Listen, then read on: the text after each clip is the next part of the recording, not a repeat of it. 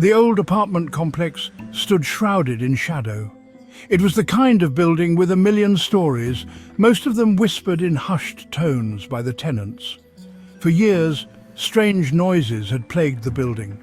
Tenants complained of scratching sounds late at night like claws on wood. There were soft, almost inaudible voices, and a persistent tapping that seemed to move through the walls. Most dismissed it as old plumbing or their imaginations. The building was old after all. It had secrets hidden beneath its chipped paint and creaking floorboards. Some tenants moved out, unable to shake the feeling that they were not alone. But the noises continued, a constant, unsettling presence. The landlord, a weary man with tired eyes, had grown accustomed to the complaints. He sent handymen to investigate, but they found nothing. The source of the noises remained a mystery, a chilling whisper that echoed through the building's aging frame. It was a secret that the building seemed determined to keep, locked away within its walls. One sweltering summer, the inevitable happened.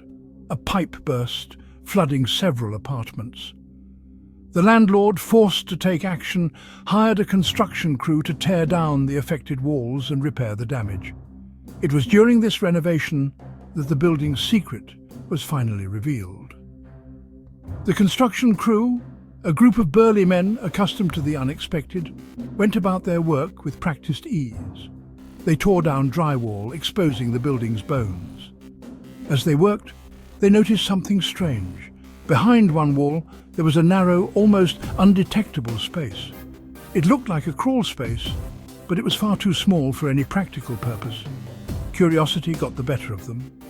One of the workers, a young man named Miguel, peered into the opening. He saw something move in the darkness. He called out to his colleagues, his voice tight with apprehension. Together, they shone a flashlight into the space, their hearts pounding in their chests. What they saw made them recoil in horror.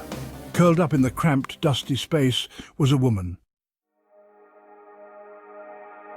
The woman was emaciated, her skin pale and paper-thin from years of living without sunlight.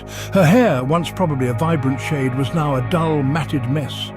Her eyes, wide with fear, darted around the group of men, taking in their shocked faces. She was dressed in rags, layers of clothing that spoke of years spent in the darkness. The construction workers were speechless. They had stumbled upon something straight out of a nightmare. A living, breathing person trapped within the walls of the building. Miguel, his hand shaking, reached out a tentative hand towards the woman. "Ma'am?" he asked, his voice a hushed whisper. "Are you okay?" The woman flinched at his touch, shrinking back into the shadows. She mumbled something, her voice raspy and weak, as if she hadn't used it in years. The men couldn't understand her words, but the fear in her voice was unmistakable. They carefully helped her out of the wall, their movements gentle and reassuring. She was weak, her limbs stiff from years of confinement. They laid her down on a makeshift bed of blankets, their faces etched with concern and disbelief. Who was this woman, and how long had she been living inside the walls? As paramedics tended to the woman, now known to be named Anna, the police began to piece together her story. It was a tale as bizarre as it was heartbreaking. Anna had once been a tenant in the building years ago. Her husband, a man who kept to himself, had died under mysterious circumstances. Overwhelmed by grief and unable to cope with her loss, Anna retreated from the world.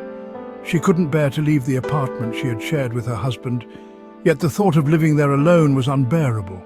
So she found another way. The building, with its maze of hidden spaces and forgotten corners, became her refuge. She began by spending nights in the walls, seeking solace in the darkness. As days turned into weeks, she found a strange comfort in her self-imposed isolation. She survived on scraps of food she scavenged from the garbage, her only companions the mice and insects that shared her hidden world.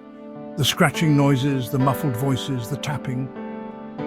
All of it was Anna, clinging to a semblance of life within the cold, unforgiving embrace of the